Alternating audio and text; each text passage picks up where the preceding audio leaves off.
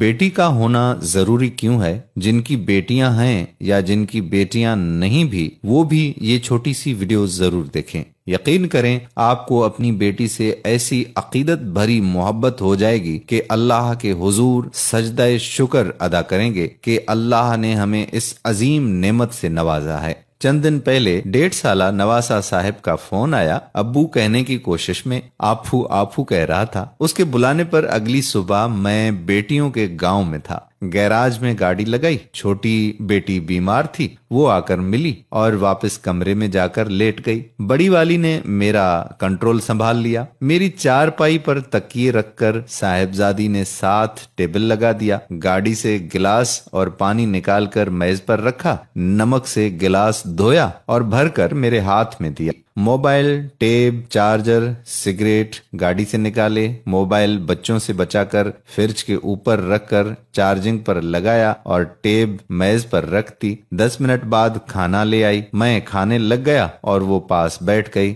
थोड़ा हैरान हुआ कि तवे की तरफ एक रोटी। भूख बहुत थी लेकिन दूसरी रोटी मांगना भी मुश्किल था। बेटी देखती रही। पहली रोटी का आखिरी लुकमा अभी हाथ में ही था तो वो फौरन ही दूसरी गर्मा गर्म रोटी पकाकर ले आई। मैंने कहा कि बेटी पहले ही 2 रोटियां ले आती। वो बोली, अब्बू आपके खाते खाते दूसरी रोटी ठंडी हो जानी थी। रात 11 बजे हम लोग सो गए। मैं टीवी लाउंज में और बेटियां अपने अपने कमरे में। उस दिन खूब बारिश और ज़ालाबारी हो रही थी। सर्दी लगने लग गई। देखा तो ऊपर करने के लिए लहस न था। सोचा बेटी को उठाकर लहस का कहूं, लेकिन दिल ना माना कि सारा दिन काम कर कर के मेरी प्यारी बेटी थकी हुई होगी। अब आधी रात वो कहां से लहस ढूंढती फिरेगी। घुटने सीने से लगाकर ठठरता हुआ सो गया। पिछली रात थोड़ी सी आहट महसूस हुई तो आंख खुल गई। देखा तो लहस हाथ में लिए बेटी पास खड़ी मुझे देख रही है। मैं आंखें मूंद कर देखता रहा। उसने मुझे सोया समझकर बहुत अकीदत के साथ मेरे दोनों पैर उठाए और लहस का एक सिरा पैरों के नीचे दबा दिया।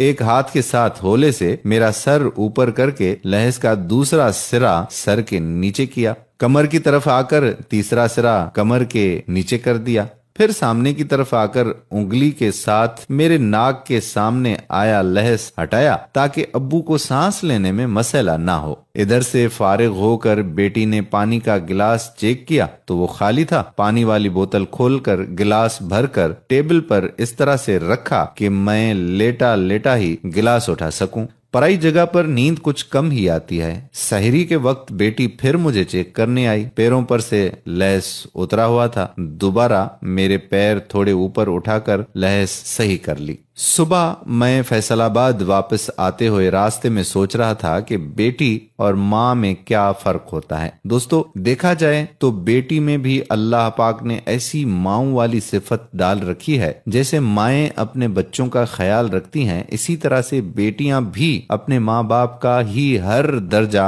इज्जत और खिदमत करती हैं। दुआ है कि या अल्लाह, जिनको बेटियां दी हैं उनको माँ बाप का ताबे बना और जिनको बेटी की ख्वाहिश है उन्हें बेटियां अता फरमा। आमीन सुम्मा आमीन।